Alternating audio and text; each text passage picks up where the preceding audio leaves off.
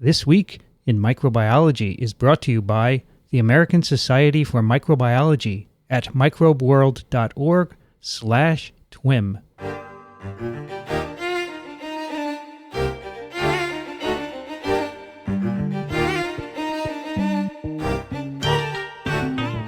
This Week in Microbiology, episode number 6, recorded April 29th, 2011. Hi, everybody. I'm Vincent Racaniello, and this is TWiM, the podcast that explores unseen life on Earth. Joining me today from Princeton, New Jersey, is Cliff Mintz. Hello, Vincent. How are you, Cliff? I'm fine. How is Princeton, New Jersey? Is it treating you well? It's treating me well, and it's cloudy and just typical spring weather in New Jersey. Yeah, it is cloudy here. Let's see what the weather is down in South Carolina, where Michael Schmidt would be. Welcome, Michael. Thank you, Vincent. We have spring again. We had summer for a few days, and then all those horrific tornadoes came through, and fortunately, spring came back once the bad weather cleared out of the southeast. You didn't have tornadoes where you are, did you? No, we were blessed. We had a number of warnings peppered throughout the locality, but fortunately we didn't have any here in Charleston. Okay, good to hear. Also joining us today for the first time, a new host of TWiM from San Diego, California, Elio Schaechter. Welcome, Elio. Well, thank you. Nice to be on. Elio is from Small Things Considered, the wonderful blog, where you can get Talmudic questions and answers to all other questions as well. How's the weather in San Diego? 72 and sunny? Well, we have a wind chill factor of 75. Oh, that's great. I love it. So, Elio, your first time on TWiM, so now tell us a little bit about yourself.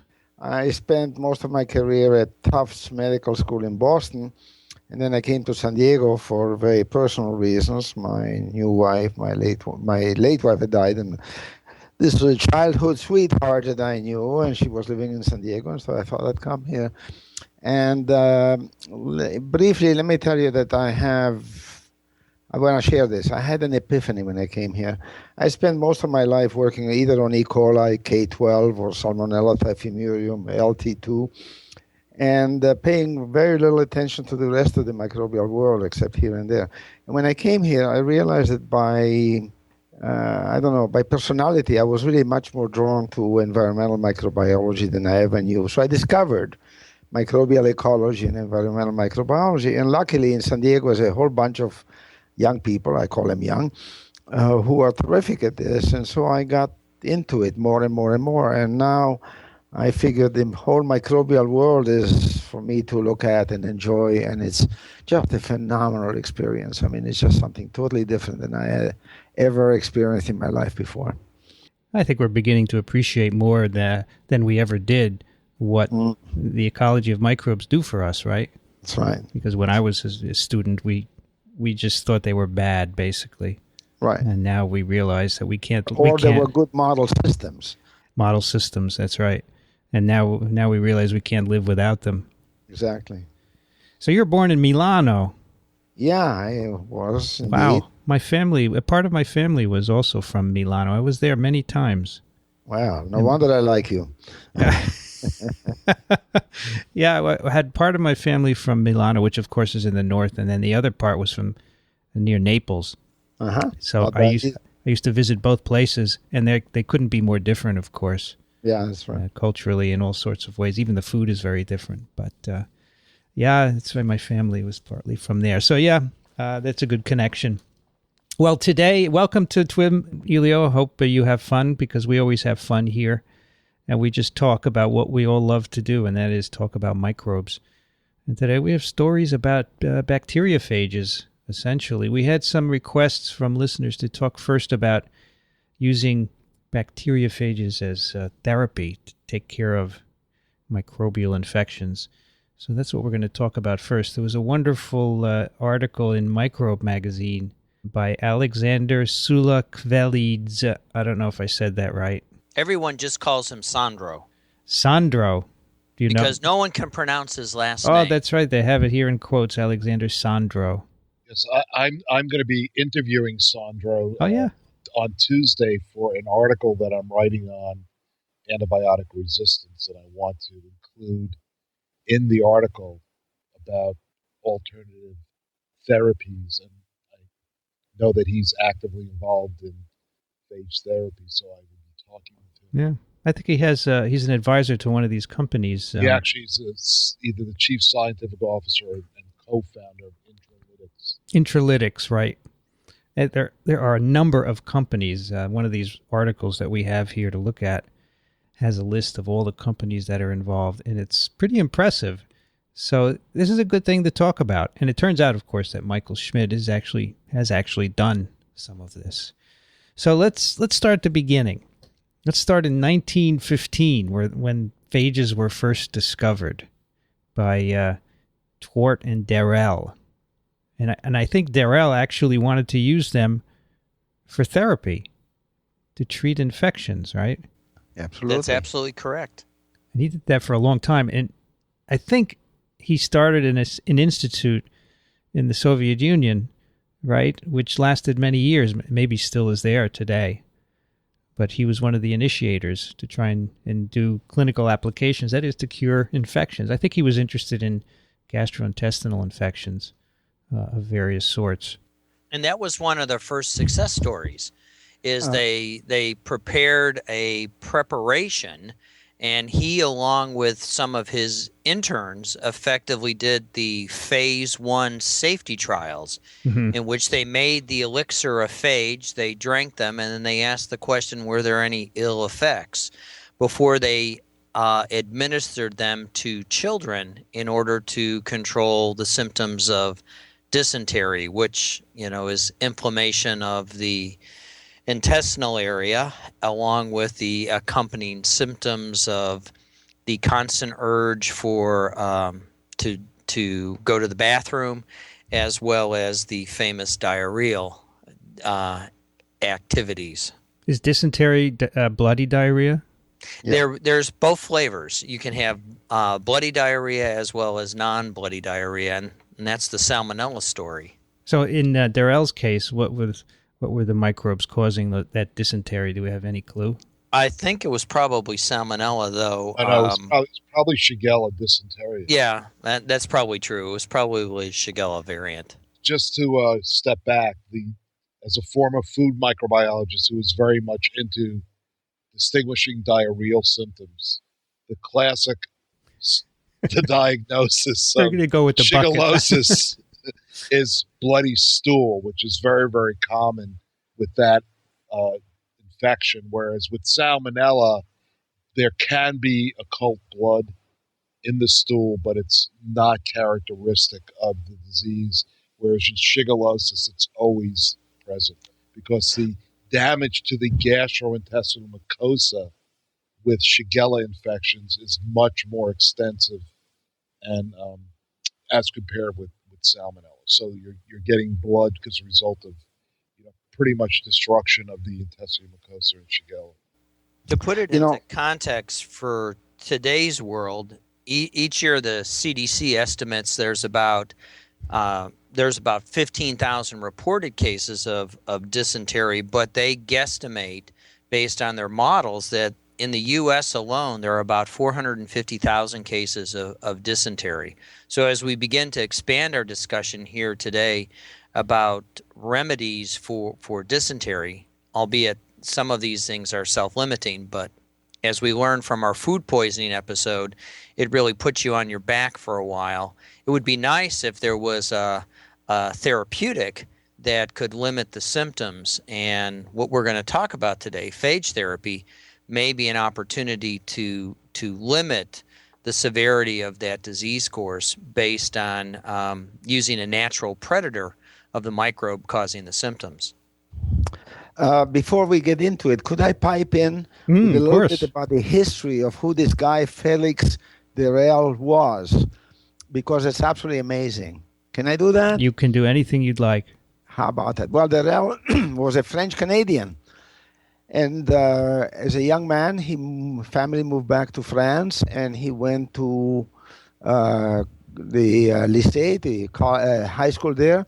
Did not go to college, but went back. He was married by then. Went back to Canada and built a home laboratory, and did his own experiments, and got some help from the Canadian government to figure out how to make maple syrup into schnapps. In other words, how to ferment maple syrup. Well, he became a self-taught microbiologist and got, of all things, he got jobs in Guatemala because of his skill on how to convert some natural products into a fermentable thing. Then Mexico. Then he went back to France. And he worked for free at the Pasteur Institute. He was a volunteer at the Pasteur Institute. Then he went to Argentina, where again he was working on. He fought locust plagues with some bacterium. I don't know what it was. Then went back to France during World War I, and he then made phage. That's the story of the phage. And he made something like 12 million doses of medication. All of that was allotted for the military at first. He wasn't done. He then went to Leiden in Holland. He got in Belgium. He got a job there, and then went to Egypt, India, the United States, by which time he was offered a professorship at Yale, which he accepted for a short time. And then then comes the Soviet Union, where he went to Tbilisi, Georgia, to help found an institute which exists to this day. And then eventually he went back to France and did work in the Pasteur Institute. He got a paid position.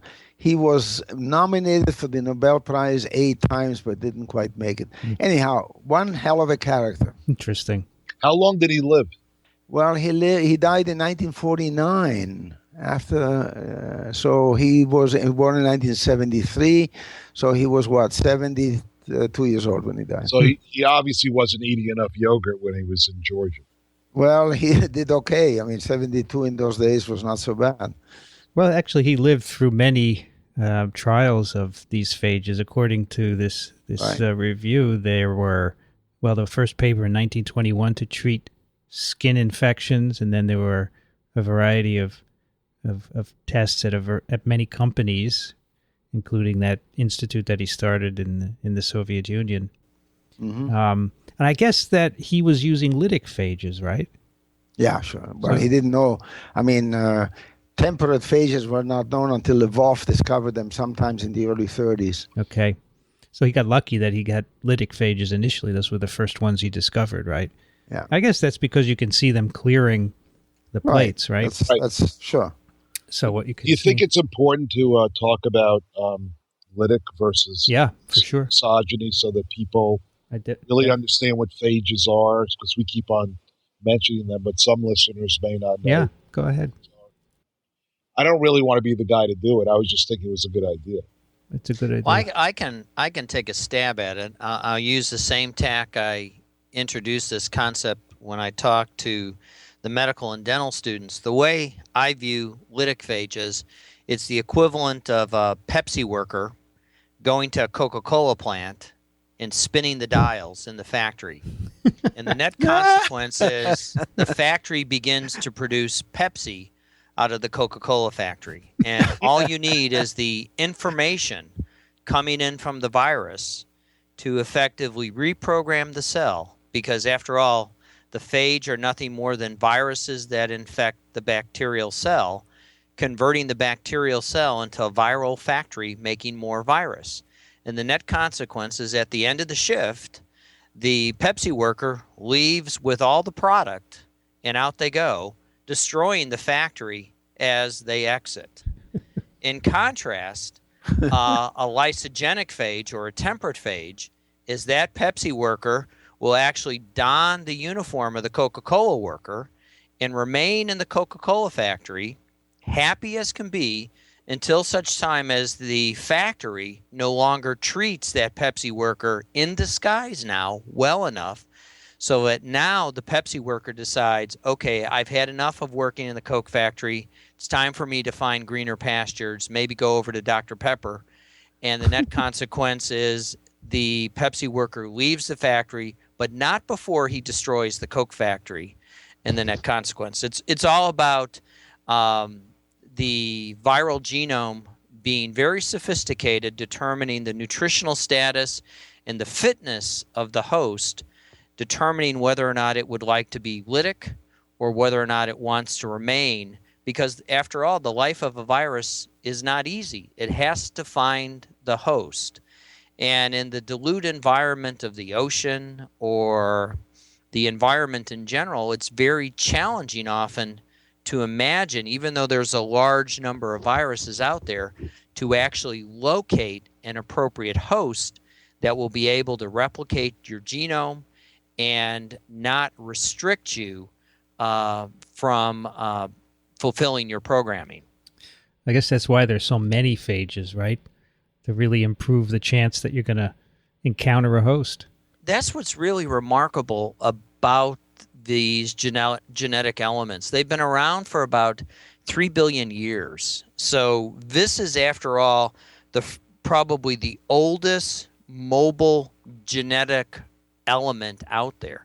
And I think they hang around to provide diversity to the microbial world because it's an easy and convenient way to move genetic information that provides general fitness to a population, and it gives a whole new meaning to the word population of the microbial world. Elio had a great piece a week or so ago on his blog about Crispr sequences and their role in the bacterial genome and how they control the phage from effectively taking over a population. And it really illustrates the wonder that the molecular biology of these really pretty sophisticated, albeit very small pieces of genetic information can have on facilitating profound behavioral populations, if you will, behavioral modifications in a population because of expression of genes and all sorts of other wonderful things. So the numbers here are amazing. Let me add something can I add something to the CRISPR story? CRISPRs, as many listeners may know and some may not, are sort of a trace in the genome of a bacterium left by a phage that was once involved in that bacterium. So it's a sequence that tells you very specifically what phage you had. So you can use this sort of to do essentially epidemiological studies to figure out what phages did what bacterium encounter. Now, this has been used recently, and in several labs, people have studied the frequency with which these changes occur, and it's absolutely stunning. In Relman's lab, David Pride published a paper recently showing that in the mouth, the streptococci of the mouth have a new CRISPR sequence practically every day. It's as if they are attacked by a different phage every day. It's absolutely amazing. This is a new concept in how we think about the bacterial world. It's not that bacteria get infected every so often. Along comes a virus. This is not the case. It's something that happens daily. Yeah, according to this paper, we shed 10 to the 9th phages every day. Right. Amazing. So this is I think it's practically a paradigm shift, if not that, a shiftlet, as I call them, because it really gives you a new perception of what the world of bacteria is like. What's it like to be a bacterium?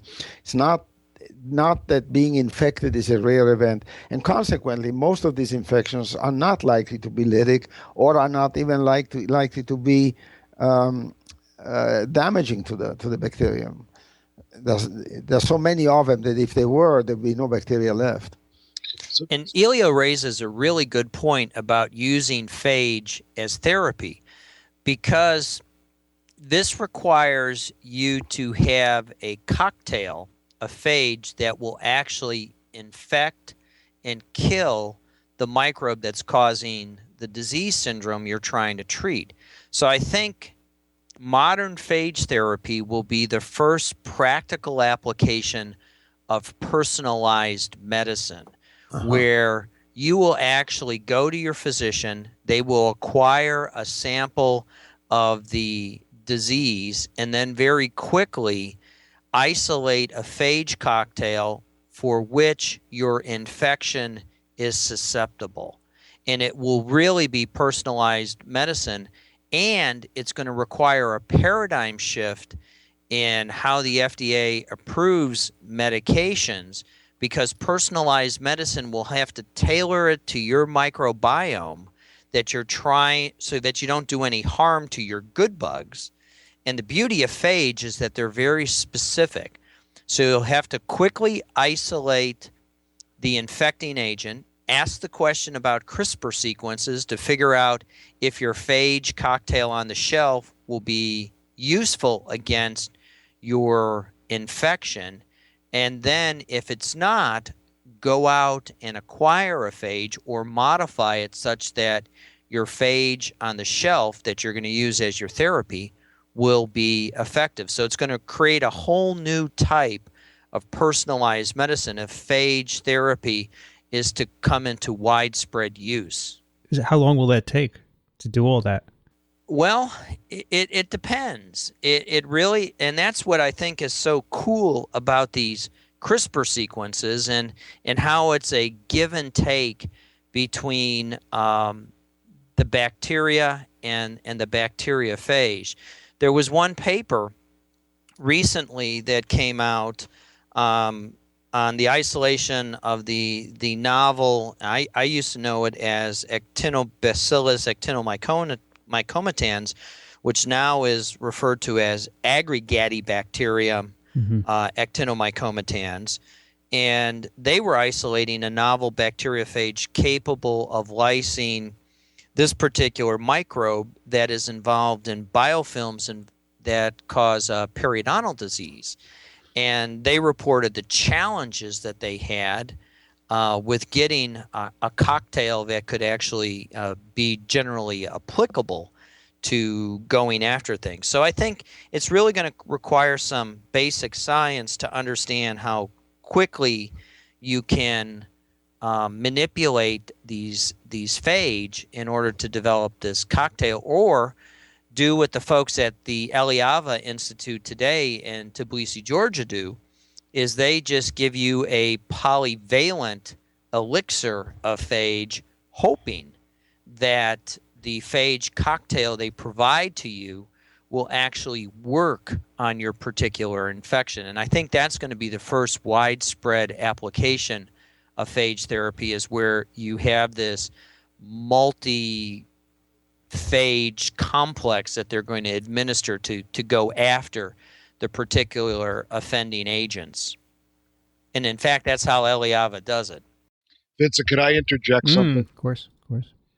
So since you're the guy who cloned the first viral receptor, I think it's important, in a viral receptor, I think it's important to understand that the specificity of phages for particular species or strains of bacteria is really based on their ability to find an appropriate receptor on a bacterium to enter the cell.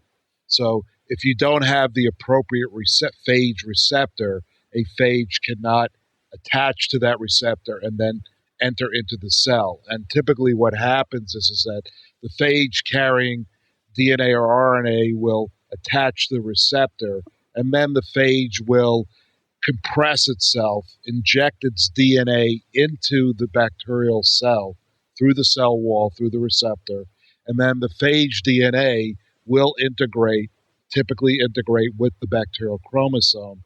And then, as Michael eloquently stated before with the Pepsi and Coke analogy, if the phage is unhappy in the current environment, it may be shunted over to the lytic phase. But if things are copacetic and life is good for a while, then the phage enters into the lysogenic state. The only reason I bring up these receptors is that there are multiple phages that exist for the same species or strains of bacteria based on the different types of cellular receptors. And one of the frequent events that occurs is that cells become resistant to phage reinfection for two reasons. So if you take a bacterial population and you treat it with a phage preparation that you know is specific for that bacterium, there will emerge phage-resistant mutants. And there are two ways in which these so-called phage-resistant mutants are generated. One is the loss of or a mutation in the original receptor that the wild-type phage would be able to not now bind to. The other is that once a bacterium is in the lysogenic state, it confers an immunity property onto the bacterial cell that harbors it that prevents reinfection by the same phage. So, I mean, I believe that's kind of the way it works. It's a little bit more complicated than that because the CRISPR sequences are highly specific for the phage that generated them, and they are a defense mechanism by a complicated and fairly not yet completely understood mechanism. They are a protective mechanism. It's like having been immunized against that particular phage, that one particular phage. On the other hand, they're so specific that they don't work in case the phage is mutated again. So the phages overcome this by mutation.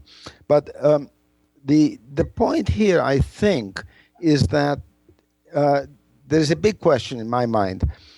How often does this matter in the real world? That is, in the experience that they had in Georgia, they should know how often they run into the problem of resistance, the bacteria becoming resistant to the phage. Because if this turns out to be a small problem, then a cocktail of different phages might well work. On the other hand, if often you find that the bacteria are resistant to the phages, then one has to do what Michael was talking about, namely specialized, individualized preparations. Right, and the other reason I brought up the resistance point was that one of the main concerns that everybody raises is the possibility of phage-resistant mutants when you bring it into a clinical environment, thereby necessitating a cocktail approach when, in fact, if you're going to put all of your phage in one basket, you've got to know a priori the range of the bacteria that you could treat with this in the absence of doing real-time PCR in a physician room and then trying to figure out which mixture is going to work. So that therein lies a conundrum from a regulatory standpoint that Michael was talking about, that if you're going to have a wide range of like thousands of phage, for example, in a particular cocktail, it's going to be very difficult the way in which the regulatory system is set up in the United States and other highly regulated geographic regions to get a multivalent cocktail approved for routine therapeutic use. But there was a trial, a phase 1 in 2008, where they used a cocktail of 8 phages. This is for leg ulcers, so I mean there is some precedent, right? But what I'm trying to say is that I believe personally, based on my knowledge of phage and the antibiotic world, is that I believe that phage therapy can be highly effective and in fact should be used, in my opinion, in chronic bacterial infections like wounds that will not heal, diabetic ulcers, even MRSA skin infections. It makes perfect sense when you're using it topically in a chronic situation where you have an idea of what the bacteria are that are causing the problem so that you could effectively treat it. When you start talking about systemic utilization or even, injecting phage subcutaneously and stuff, it becomes a lot less clear about how you're going to do it, what regulatory issues or challenges are going to be for getting that kind of approval. Well, the message from Sandro's paper is that this 2008 trial has really paved the way for cocktails, that the FDA will eventually look at cocktails. But what they'll do is, the way it works, the way drugs are approved, is that typically, at least in the United States, FDA, the regulatory agency, does not want to approve a combination therapy unless everything is known about the individual components that make up the combination. So I suspect that with a cocktail of 8 phages that have been either fairly well characterized or well characterized, that makes perfect sense, right? There are 8 phages in there. And I don't know what the mutation rate is. I don't know what the effectiveness is. A phase 1 trial is a safety trial to see whether or not people get sick. Whether or not therapeutically you're going to be able to, I don't know I don't remember how it was administered. Was it drunk? Was it injected? It's topical, just for leg ulcers. Topical. Yeah. Right. I mean, so, and a phase 1 in that case was a small number of patients that were suffering from it, and it was probably an institutional type trial that is not a industrial strength trial, and was probably done under experimental IND versus a official IND, investigation of drug application. So yes, I'm not saying it shouldn't be done. I'm saying that in order to get buy-in from people, physicians, and the powers that be, that you be very careful about the initial indications that you use it for. You know what I'm saying? Mm-hmm. So rather than try and hit the mother load and use it to treat sepsis, which is never going to happen. If you look at diabetic foot ulcers or wounds, difficult to heal wound infections, then you've got you could take that cocktail of 8 phages and probably get it approved. I think that Michael said something earlier in passing that for this to really work, and not just do it on a very limited basis, which is what you were talking about, but really expanding this to its full capacity, it does require a paradigm shift on the part of the FDA. In other words, it cannot be done under these circumstances. However, it could be done if the FDA were ever to change its attitude towards, or its procedure towards this particular approach, not every other drug in the world, but this particular approach, and have sort of a generic license for the ability to construct individualized phage preparations. That is difficult to imagine. I'm not saying this is going to happen tomorrow. No. But I'm not. What I'm saying is, from a basic research, a fundamental standpoint, it's perfectly doable, feasible, and I think somebody ought to do it. The problem is that from an economic and business perspective, there's no way in which companies will do this on a mass scale because it's too expensive to do it this way. Now, that said, I'm not so sure. Now, wait a minute. I'm not so sure. With modern technology, it's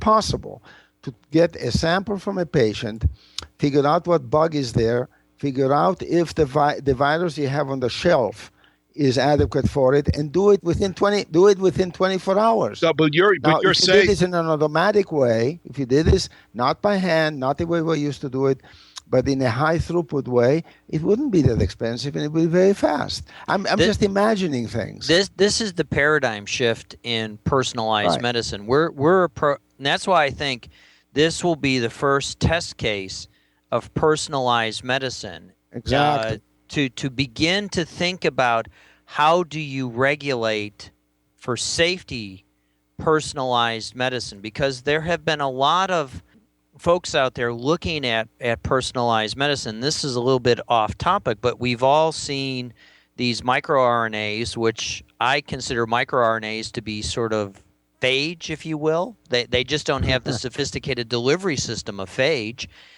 And we've all gone to seminars where microRNAs are being used to control cancers and whatnot.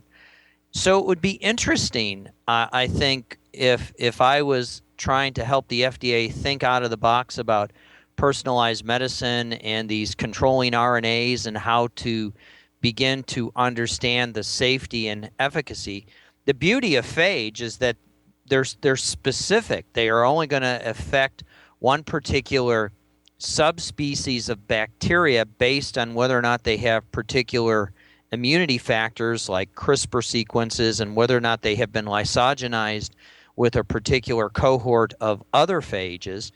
And I think it would really be important for them to begin to think about something as simple and straightforward as treating a chronic skin ulcer in a very susceptible and at-risk population like a diabetic, going after a particular microbe using a mixed elixir of very specific phage going after a particular cohort of bacteria that are likely going to be responsible for that patient's ulcer.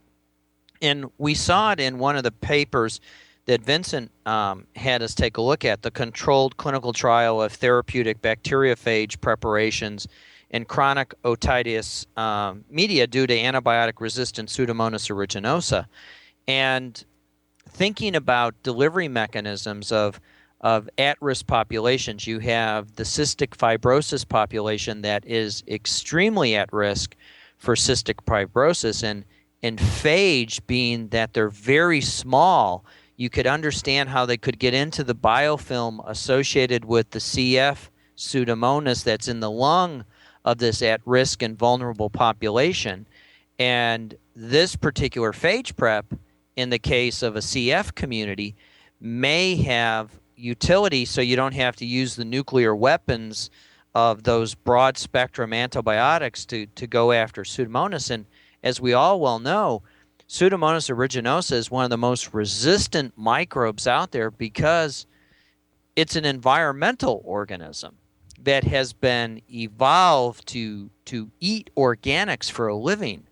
And so I think as we begin to run out of the wonder antibiotics that we have been so fortunate to exploit for the last 70 years, we're going to have to begin to go back to the old stuff, the phage, to go after these extremely recalcitrant infections that are in very vulnerable patient populations for which there is no good medication right now.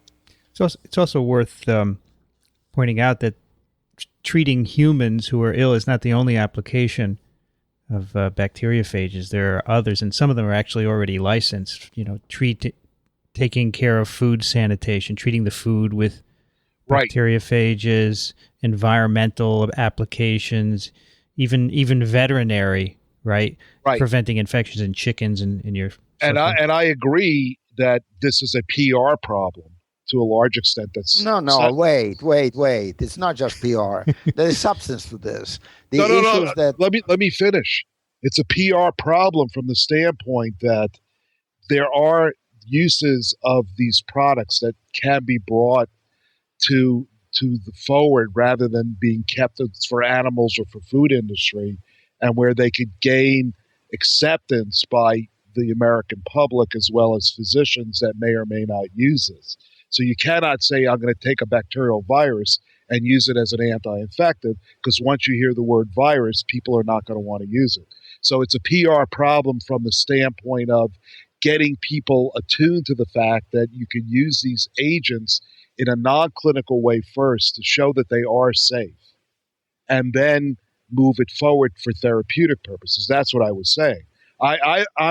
I'm taking a more commercial perspective on this, understanding that the intralytics guys, that Sandro is one of the founders of that company, they started 8 years ago trying to get their product approved as a disinfectant in food processing laboratories. And it took them 8 years. And to me, it's a no-brainer, right? It's like, what are you kidding me? It's a great idea. It should have been commercialized, and it should have been easy to get it approved. But in order to get things approved, you need to demonstrate a whole lot of stuff regards to safety. And even though you and I both know, or everybody knows, that phage are not going to infect humans per se, it's not really clear whether that's true or not. You have to show it. You have to show that there are no side effects. You have to show that there are no side effects, that there are no human sequences being brought to bear.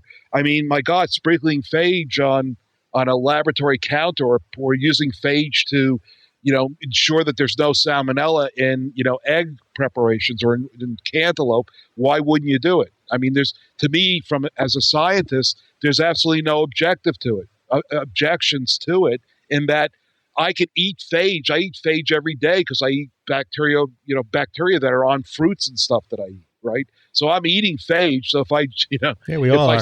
Apparently, it's in our water as well. Right. And if you sprinkle it on an additional, helping of phage onto a meat product to ensure that people don't come down with shigellosis or E. coli infections or salmonella or whatever, people are going to. You just can't do it. People don't know. I think it's not that you can't do it, but people will freak out just as they do for genetic modification of plants. And that's what I said. For example, to bring it, we were talking about Bacillus thuringiensis and all the things with the toxin. Why is it any different to incorporate the B thuringiensis toxin into plants themselves versus taking dried preparations of Bacillus thuringiensis and using it as organic farming? Do you know what I mean? Yeah, sure. I mean, it's a total disconnect. People think, oh my God, a bacterial gene in a plant, but yet you'll buy fruit from an organic farmer that's used, that's been using it for 20 years. So you know what I mean? You're eating the same protein. Sure. So, I mean, that's what I was talking about. I agree. I'm on everybody's side. I think phage therapy should have been developed 20 years ago. Well, it's interesting in that the AMA's Council on Pharmacy and Chemistry reported that phage therapy was ambiguous regarding as to its efficacy, and they expanded their concerns regarding the lack of understanding of the nature of phage. And that statement they made in 1934. Our understanding of phage has certainly expanded since 1934, and now our understanding of the human microbiome and the infections and our understanding of molecular biology are now to a point where I think, as Elio introduced us earlier, we're going to have a paradigm shift in how we begin to think about these things. But Michael, when you teach, do you still teach bacterial genetics to medical students? Yes. I still do. How much time do you spend on phage? We spend less than 20 minutes, exactly. And it's principally to introduce genetic circuitry to them. And how much time, when they take their clinical pharmacology courses, their ID courses, do they spend on antibiotic therapies? Much, much longer. Orders of magnitude. Right. So, the point is, the fact is, and this is the reality based, I hate to be like, the naysayer here, but I'm interjecting real life stuff into it. If you're training physicians who don't themselves understand what a bacteriophage is, they are not going to prescribe it because they don't understand it. So you're right. In order for there to be a paradigm shift away from antibiotics to phage, we need to train physicians who are the ultimate prescribers of medications in this country and elsewhere to convince them and make them understand the need to understand bacteriophage and bacterial genetics. You know what I mean? So you can't expect somebody to prescribe a product just because it's been approved by FDA or some other regulatory agency to use it unless they are comfortable and understand how it works. So that's what I'm talking about. So if we want a paradigm shift where we don't have to talk to people at FDA per se yet. You need to start telling it to the medical students you train and tell them this is why it's important. We're running out of antibacterials. Phage represent a new frontier. I want you guys to know this stuff. Here's how it works. You don't have to be afraid of it. And that's how you do a paradigm shift and how you get the FDA to budge, because the people that are recommending approval of products are usually MDs and PhDs or people that treat patients. So you can't expect, just because FDA approves a product, to have physicians embrace it, even though it's been blessed by a regulatory agency. So, it's kind of weird because 20 years ago, I spent a lecture on bacterial genetics, not 20 minutes. So yes, our understanding of phages as scientists, PhDs, has moved a lot in the last 70 years, but not the way it's being taught to the people where it makes the most difference for. So yeah, you and I understand it really, really well, but the people that actually are the players that need to be convinced do not. I mean, I'm looking at clinicaltrials.gov, and there are 2 phage trials ongoing. One is the leg ulcer, which is actually completed, the one we talked about. And then there's a second one, which is recruiting, again, for non-healing postoperative wounds and various other infections. So there's not a lot, even though there's a lot of publication now and a lot of talk. The actual in-progress trials are few. There are a lot of companies working on these, but I suspect there are some obstacles that still have to be overcome. Vincent, back in 1994. That's when I was born, yeah. 1994. Oh, right. Yeah, that's when I was born, yeah. Back in maybe 95, 96. I met a CEO of a company that was trying to develop phage therapies for new antibacterials. And since that time, I've met 5 or 6 other CEOs of companies trying to develop phage therapies as alternatives to conventional antibiotics. People have been trying to do this for many, many years. The timing was probably not right. But I suspect because of what's going on with the antibiotic resistance problem, now may be the time. In fact, I've even been thinking about, after reading all these papers, now may be the time to go to the VCs and say, hey, let's start a phage company because this is going to work. You know what I mean? Because now is the right time, I think, to actually try and do it. Well, this got one article written by Carl Thiel. He says, in the end, physicians may one day have no choice but to use phage therapy. The antibiotics don't work. And, the companies are not making antimicrobials anymore. Right? Nope. A lot of them have shut down their operations. Right. So I think, so all of us should now get our money together, take out our checkbooks, and start the new phage company. I don't have any money, so that's what I would do. Also, I must say, I love to hear you talk that way in such an optimistic tone, but I do think that the problems of getting there from here to there are formidable. They're really quite immense problems, and I don't think it's going to be quite so fast for a whole lot of reasons. We haven't even touched on the fact that phages are wonderful antigens. They're particles that are taken up by the immune system and would have to, as people are trying to do, engineer them to be resistant to that. But that's not going to be an easy thing. No. And I don't see it in quite such a glowing optimism. I think it's going to happen probably. It may well happen sooner than I know, but I think it's going to be a while. I'm not quite so sanguine. Let's mention some of the other problems, like Elio mentioned, antigenicity. How about when you lyse the bacteria, they release endotoxin, right? That could be a problem. What about the effect on your microbiome if you take a cocktail? Is it right? That's a good point, and that's why the beauty of it is specificity. And you really we have to. I think it's the push-pull. We have to begin to understand the inherent microbiome of the location that we're treating to ask the question whether or not the phage elixir is going to do more harm than good. Yeah. Mm-hmm. I agree. But that's why it's quite interesting, Vincent, when you looked at clinicaltrial.gov, the actual clinical indications they were working on. Those like diabetic foot ulcers or difficult to heal or non-healing wounds.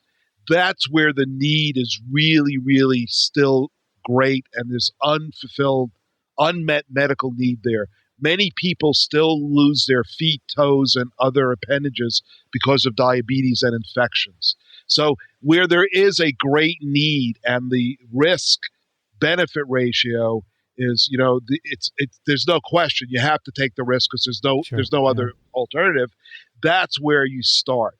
You start there and demonstrate time and time again that chronic application of this mixture still works. Yes, there may be antibodies, but over the course of a 3 or 9 month treatment regimen, because of the multivalency of the cocktail, this person's diabetic foot ulcer, which didn't heal any other way, it worked. Then you will get enough public awareness where, okay, it works here. We're not going to use it to treat sepsis. We're not going to try and definitely use it to treat a gram-negative infection because of the endotoxin issue, right? We could use it for gram-positive skin infections and difficult-to-heal wound infections. That's where you begin, and that's where the paradigm shift begins. You take baby steps to introduce the concept and show its efficacy and safety, and then go down the pathway that Michael and Elio were talking about to begin to address more serious systemic disease where the risks are a little bit higher because you're injecting it into the bloodstream or you're drinking it or something like that. And the papers that are out there today are following Cliff's recommendation. The paper on the ear infections with Pseudomonas, I think, was rather interesting. It teaches many lessons about how one needs to do viable counts and what one considers statistically significant. But at the end of the day, they treated a very small number of patients, but 4 of the patients were actually, by viable count, to be free of Pseudomonas just by treating them with the phage cocktail, while the other patients in the experimental arm of the study, even though they reported a 56.9% reduction in the bacteria, there are not too many microbiologists out there who would consider 9.3 times 10 to the 9 going down to 5.3 times 10 to the 9 as being significant. Yes. Even though that is 56%. I always measure whether or not it's there. And it gives you a new sense of appreciation of the need for understanding how to do viable counts and how you have to begin to do some of these experiments where you really want to measure whether or not the microbe is present and able to continue to come back. Because the old adage, dead bacteria don't grow again, is true. I love that adage. Well, you know, when you're trying, that's the definition of cure. I know. I'm laughing with you because, if it's 99.99999% effective, there's still a hell of a lot of bacteria there, right? So, yeah. Absolutely. But so the funny thing is, Michael, that you bring up otitis media. I was just listening in my car, driving around wherever I was going, and they were talking about the antibiotic resistant stuff. And now pediatric physicians are being trained that if a child comes in with an ear infection, you do not treat it with antibiotics unless you absolutely, without a doubt, there is no other choice. They do not want to use it. First of all, the effectiveness is relatively, questionable. And why use antibiotics when you know it doesn't work that well? So otitis media for phage treatment would be an ideal. Just drip it in the ear, right? Just drip it in the ear and see if it works. If it works, it's great. If it doesn't, because the alternative of not giving antibiotics is to let it rot, let the infection ride itself out. Yeah. Right. So, I mean, there's another good example of an indication of where a phage company, or somebody in the business may want to look at that because, quite honestly, otitis media is a very large pediatric problem, and it also could lead to more serious disease. That's why we have all these vaccines against, the organisms that cause otitis media per se. So, I think that's another great. So the people, as Michael said, are doing. They've thought about it and they are working in the right areas. So the rule of thumb is you always go after low-hanging fruit. Yep, that's right. Yep. So should we wrap this up and move on to our second story now? Sure. Have we talked about this sufficiently for today? I'm sure we will revisit it as some results come forth in coming years. But there is another paper we have, which is a good segue from what we've been talking about just now. And this was published in PLOS One. It's called Antibiotic Resistance Genes in the Bacteriophage DNA Fraction of Environmental Samples. And this is a rather straightforward study out of Barcelona where they collected river water and sewage and looked by amplification by PCR for a couple of specific antibiotic resistance genes. And someone can tell me about these. They look at 2 beta-lactamases and a MEK-A gene involved in, I guess, MRSA resistance. So who can tell us what these BLAs and MEKs are that they look for? I could do that if you want me to. Sure. Give us Take a stab. Take a stab. Well, you like that stab metaphor. Stab, yeah, like, with the phage picking the plaques, I love that. I'll take a stab at it. When in Rome. Yeah. So the BLA gene encodes for an enzyme known as beta-lactamase, which is an enzyme that cleaves the beta-lactam ring of penicillin and cephalosporins, which are synthetic derivatives of penicillin. So the bacteria will produce the enzyme. It will cleave the beta-lactam ring or break it open and render the antibiotic ineffective. So if the bacterium is producing an enzyme that does that and it encounters penicillin outside of itself because the beta-lactamase is secreted, it will inactivate any antibiotic that is out there and possibly some that even if it makes it in. All right, so the penicillin-like antibiotics and beta-lactamases, of all the antibiotics we have, like what fraction is that? Is that a majority? They are the ones that are probably the safest and most efficacious, and the ones that physicians like to use the most when treating bacterial infections. Okay. So they are of all sorts, of all sorts. They are like the frontline type antibiotics that physicians like to use because they are very effective and very, very safe. Not surprisingly, those are the antibiotics where we're seeing emerging and already emerged antibiotic resistance problems because they've been so used. Yes. These 2 they picked because they're very prevalent. But let me just say, enzymes. MEK-A is different than BLA. Right. There's something known, so I don't want to get too technical, but in order for penicillin to be transported into the bacterial cell, there are proteins in the bacterial cell wall known as penicillin binding proteins. So in order for penicillin to get in, it needs to bind first to the penicillin binding protein, of which in gram-positive there are 5, I believe, and then it gets transported. There are different penicillin binding proteins that are used for different species or different types or classes of beta-lactam antibiotics. The MEK2 gene seems to be very important in the transport of methicillin and related synthetic penicillins into a gram-positive cell. So MEK2 is known as the methicillin resistance gene. So MRSA. Okay.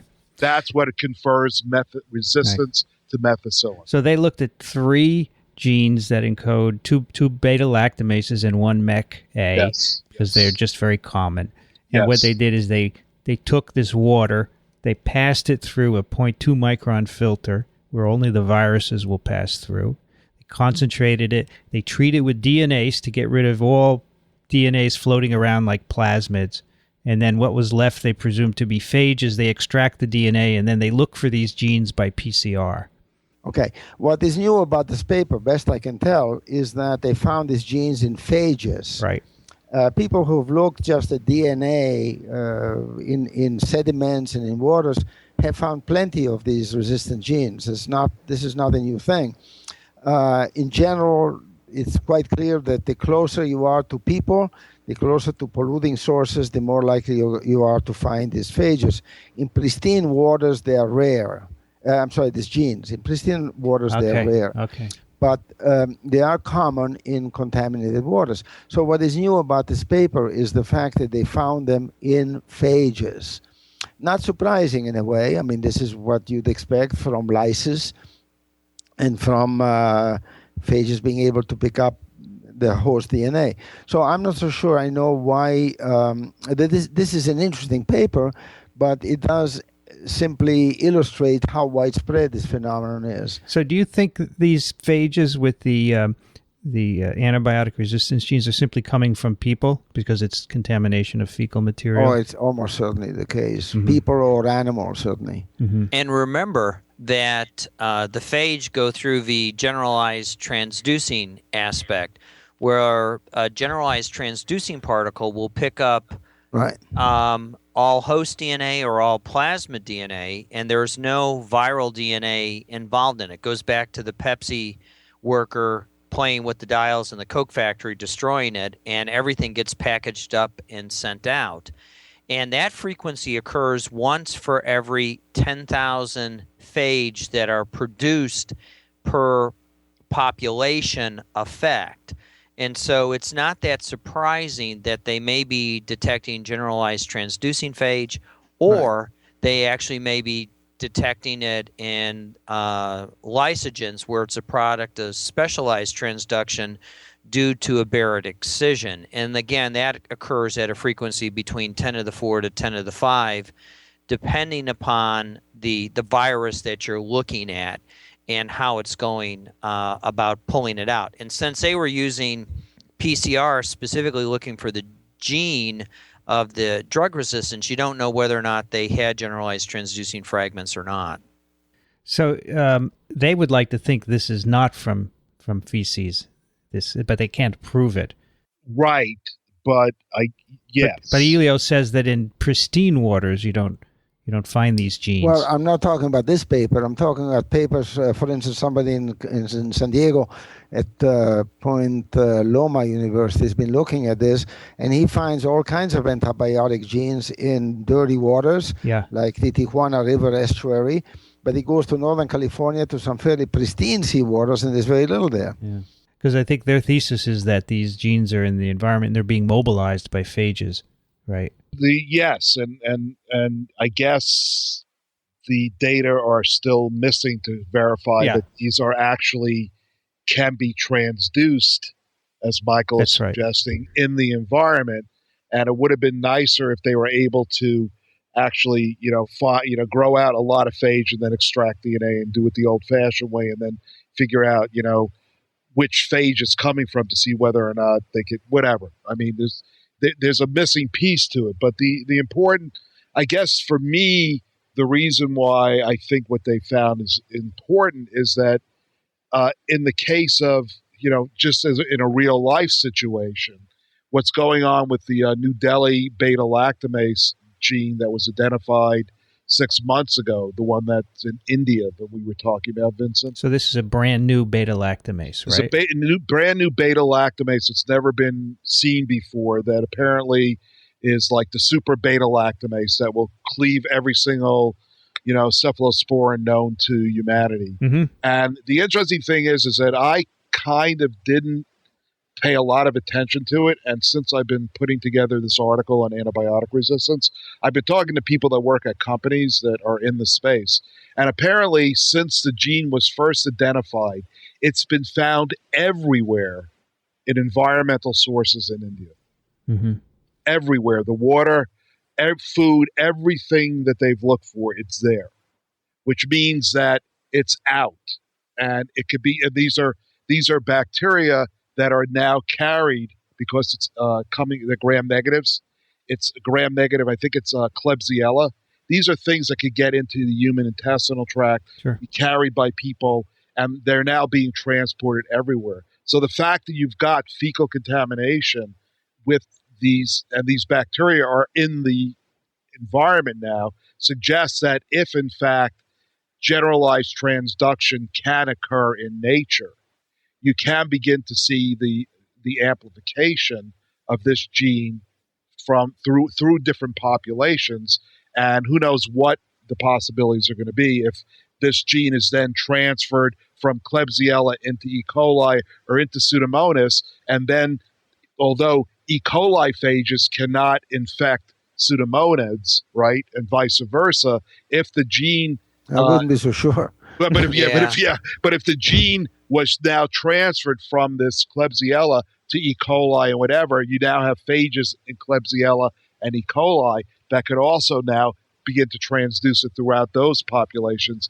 if this in fact occurs. So for me, it was like just more proof that we have to be, although we teach it in bacterial genetics that transduction takes place and we could show it in the laboratory, the fact that they could find it in fecally contaminated waters or streams or rivers from a practical standpoint means that it's now, one could argue that transduction or transfer of antibiotic genes could be another part of the amplification that takes place in a population of bacteria that are put under antimicrobial stress. Let's not forget the wonder of how these bacteriophage begin to interact with the host genome. They principally do it through insertion sequence elements. And these insertion sequence elements are a good way of scanning the genome. So if you begin to think about this new genomics revolution that we're having, is to look for IS elements. And we already understand pathogenicity islands pretty well, where that's a large chunk of the host DNA that is foreign. And it's thought that this DNA had gotten into the host by virtue of the fact of being brought in by phage and then undergoing insertion via these insertion sequence elements, or in some cases, they actually target a not frequently utilized tRNA gene, and it inserts itself at the tRNA gene, and you have these pathogenicity islands where you can actually have approximately 200 kb of DNA going into some microbes that confer virulence to those microbes. And so it's not all that surprising to think about phage that may be passengers of these pathogenicity islands that can get in and out. And we have to remember, once DNA gets into the cell, as long as it's tagged with appropriate restriction modification signatures, it can be pretty promiscuous, especially if it gets attacked by a phage and you end up with a generalized transducing particle, and then that DNA gets inserted into the appropriate susceptible host. So I think this paper is really very fascinating because it's illustrating to those folks who haven't had the benefit of bacterial genetics course from the olden days when you used to map with transducing particles. Now I'm going to show how old I am. The transducing particle mapping problems were the gold standard of every qualifying exam. You got sent to the board and you were told to map a gene based on a frequency table.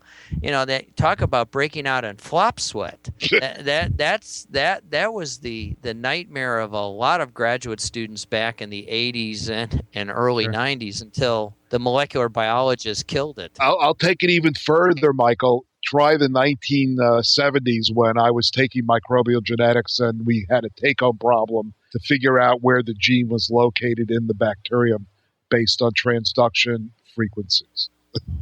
So let me ask. Tell me if this scenario is correct. Let's say these phage carrying these antibiotic resistance genes did not originate from humans, but my understanding is that all antibiotic resistance genes come from the environment, right? And so these phages have picked up these genes from some bacteria in the environment. So then if that's correct, then the scenario is these phages could make their way into humans at some point, and that could be an issue. Is that what the whole point is of this? No, the point is to show that, phage, from at least from the way I see it, is that there's been this, how is antibiotic resistance amplified in a bacterial population that's under antibacterial stress? And the assumption is there's mobile genetic elements, there's plasmids and stuff, and people have largely discounted a role per se for phages carrying, as Michael pointed out, these generalized transducing particles. So for me, it's just another example of how rapidly this thing could happen, if phage get involved. Going back to my... Yeah, because they haven't found phage before, basically, right? They haven't found it very often. That's basically it, right? But what I'm saying is that no one's looked for antibiotic resistance genes, identified genes in phage DNA in the environment. Yeah. So So in my story is that we know that E. coli phages only infect E. coli. At least that's a dogma. Same thing with staph, Klebsiella. But Klebsiella can mate or through transformation, conjugation, whatever, transfer a antibiotic resistance gene, say, to E. coli. So Klebsiella is where this beta-lactam, New Delhi beta-lactamase gene is identified. It gets transferred now to E. coli. E. coli then has phages that pick it up and transfer it to other E. colis. Mm-hmm. E. coli are normal inhabitants of our intestinal tract. People eat, somehow take these E. coli, they inhabit the intestinal tract. These people now travel from all over the world, and they're carrying these antibiotic resistance genes in their intestinal tracts. It gets deposited into the sewage system in Brazil, Vietnam, the United States, whatever, and now we've got the same thing that could happen everywhere. Right. And the point I was trying to make was, when I first heard about the New Delhi thing, I said it's only India. They're making a big deal about it. Right now, I think it's been identified on every single continent. It was discovered 6 months ago or maybe a year ago before it was published. It's now everywhere. Right. And infectious disease physicians are freaking out because, as I mentioned previously, it's these beta-lactam-like antibiotics that they like to use. And they're no longer effective against gram-negatives. The next, they're going to have to use the next generation, like aminoglycosides, which are very toxic, or some other more toxic antibiotics, which then create additional problems. So they're shaking because, gram-positive bacteria are relatively, MRSA gets all the ink, but they're treatable. We've got a whole variety of antibiotics that can be used if we choose to use them. It's the gram-negative bacteria like the Klebsiellas, the Pseudomonases, the E. colis, the Salmonellas, the Actinobacters. Those are the places where there are no good, safe antibiotics that work anymore. You cannot use beta-lactams and cephalosporins really much against gram-negative infections anymore because they're all resistant to them. Okay. All right. I think we should move on to the final it's a long episode. Part of this program. It's okay. It's not a problem. People don't have to listen to the whole thing. Let's just do a few emails from our listeners. The first is from Don, who writes, I was intrigued by the comments on the antimicrobial effects of copper, having used silver sutures in contaminated cases in the 60s. It struck me that an easy and cheap test would be to copper plate, which uses very little, the door, faucet, and toilet handles in an ICU, and see if the hospital-acquired infections changed. This is fairly low-tech, requiring a screwdriver, an auto battery, and some copper sulfate root killer, or could be done by many firms who do it commercially. Thanks for the really good podcast. What do you think, Michael? I think I'm going to be publishing the clinical trial that we have been doing at 3 hospitals, and I'll answer that question once we enroll a few more patients. Uh-huh. But not to let the cat out of the bag. Yeah, we'll know from you when you publish it. We'll talk about it. But he's on the right track, I presume, right? Yeah, he is on the right track. And as you know, there was that very famous case where they incorporated silver wire into the sewing cuff of heart valves, artificial heart valves, or pig valves, I think, one of the two. And this was an issue where the sewing cuff was actually contaminated with a biofilm. And it goes back and illustrates the importance of being able to assess whether or not there's an infectious microbe associated with a particular material. They assayed it. They answered the question in the negative that there was no infectious agent associated with the sewing cuff. And then they established that there was actually a biofilm growing on the silver wire that was used in the sewing cuff, and they had to recall all those heart valves that were implanted in the patients. Wow. So it's bio, that thing that we learned in our first micro class, how to do a viable count and how do you ask if there is a viable bacterium present, is seemingly pretty low tech, but in clinical microbiology, it's really pretty important, especially if you're going to get a heart valve. Right. Wow. All right, our next one is from Zoawi. Hi, I'm a big fan of your great education entertaining programs. I would like to suggest Vincent to invite experts in antimicrobial resistant bacteria in TWiM. This problem is very serious, and thus the WHO themed their day with the antibiotic resistance issue. Likewise, CDC chose a week in September last year to address the devastating health-related issue. Inviting experts and pioneers in this field will highlight and explain queries. Well, we plan to do that. We'll get a program together on antibiotic resistance in the future. Next one is from Chris, who writes, I recall hearing about a bacterial contamination of cantaloupe years ago, which is when I started to wash them in soapy water before slicing. Of course, I try to follow the rules. We actually cut meat products on the counter between the stove and sink and the rest on the kitchen island to prevent cross-contamination. Often I will prep for cooking by cutting the veggies on a dishwasher-proof cutting board on the island, put them in the bowls, and set aside. Then move the cutting board to the counter, cut the meat, and either put it in the bowl or the pan. Then put the cutting board in the dishwasher, set the knife to be hand-washed next to the sink. Cooking is quicker because I have everything ready using a food-safe place. The other day I was watching an old cooking show with Julia Child. I just about gagged when I saw the other chef she was working with put an herb stuffing between the breast and skin and then reach over to pick up salt from a bowl with his fingers without washing his hands or a spoon or using a spoon. I have a TWiM idea from watching cooking shows, especially one that showed all of the varieties of salt. Pink salt, which gets its color from an extremophile bacteria. Just checking the halophile wiki, I learned they are essential for some fermented foods like soy sauce, sauerkraut, anchovies, etc. There's a halophile wiki, huh? I think there's a wiki for everything. Amazing. All right, let's do one more from Frank. First, thanks for making a career of TWi podcasts. Great service and an entertaining and educational format. In TWiM 1, you reviewed the antibacterial properties of copper and its potential for controlling MRSA compared to other methods being pursued. While the science of antibiotic mechanisms is fascinating, we may be blinded by the technology instead of understanding the logic of the problem. The references below are a few of the many showing, not surprisingly, that the people who spend their days around hospitals are the reservoirs for MRSA. Anywhere from 6 to 21% of healthcare workers, in this case anyone working in a hospital, have been shown to carry MRSA in their nares. This is higher than the rate in incoming patients. Remove the reservoirs and control is much easier. While we are at great at technical solutions, we are close to powerless at particularly political social solutions. It would seem that a major reduction could be achieved through regular testing of healthcare workers to identify carriers, their removal from patient care, treatment with mupirocin topically, and return to patient care.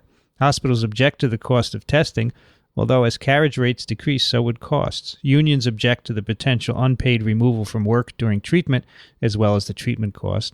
Doctors generally refuse to be tested, even for hepatitis or HIV. Despite the enormous monetary cost of MRSA to hospitals and to our overall healthcare system, plus the unnecessary deaths, our society insists that magic bullet pharmaceuticals and antibacterial hardware are the only way to solve this problem. Pogo had it right about the enemy. Thanks again for the education and entertainment, Vincent, and your TWiV, TWIP, and TWiM teams are an exceptionally bright spot in scientific education. Well, there you go, gentlemen. You're a bright spot. I sound like a sunspot. Thank you, Frank. You know, I'm thinking that maybe we should... I read in one of those phage papers they proposed to put phage in the noses of healthcare workers to reduce the amount of... Or maybe it was patients before they come in the hospital to reduce infections. Well, Vince Fischetti, I'm thinking like 7 or 8 years ago, identified a protein. Yeah, the license. And that was his idea to develop a nasal treatment to remove or reduce the carriage rate of MRSA because it was from a staphylococcal phage. Yeah. And I lost track of what happened, and I haven't read anything about being. Well, he's got a company. He's trying to. So he's trying to do that still.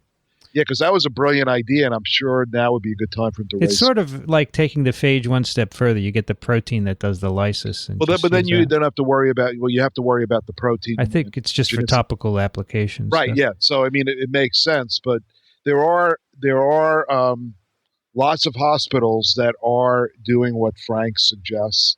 They are, and they're doing it, and they're screening, and they are doing it fairly rigorously. But the data, I heard again a report on NPR, the data from a hospital that's really focused on infection control versus one that's not, it's not so clear whether, it really works, all that stuff. So it's still up in the air. But Frank is absolutely right. If you could identify the people that are carrying it and you practice appropriate infection control, then you will, by definition, reduce the incidence. So it's always about money, Vincent. Oh, yes. All right, that will do it for another TWiM. You can find us on iTunes, at the Zune Marketplace, and at microbeworld.org/TWiM. There is also a wonderful app for your iPhone or Android device, which you can use to stream the episodes. It's at microbeworld.org/app. If you like TWiM, tell your friends about it and tell them to write a review on iTunes to help bring us to the top of the list there. Send us your questions to twim@twiv.tv or go over to microbeworld.org/TWiM, and there's a place where you can leave a comment there as well. Elio Schaechter, thank you for joining us today. My pleasure. This was a lot of fun. Good. I'm glad you liked it, and you'll be back with us again soon. It's great. Okay. Elio is at Small Things Considered. You have fun doing that, right? Oh, do I ever? Great. There's a lot you told of me work. once. You told me once it loosened you up to blog, right? Yeah, absolutely. Michael Schmidt, thank you. You're welcome, Vincent. It was fun again today. Always fun. No shortage of fun stories to talk about. Michael is at the Medical University of South Carolina. Thank you, Cliff Mintz. You're welcome, Vincent. It was a pleasure as always. Cliff is at biojoblog.com. And I'm Vincent Racaniello. You can find me at virology.ws. I'd like to thank the American Society for Microbiology for supporting TWiM, Communications Director Barbara Hyde, and Chris Kondayan and Ray Ortega for the behind-the-scenes technical help. Thanks for listening, everyone. We'll see you next time on This Week in Microbiology.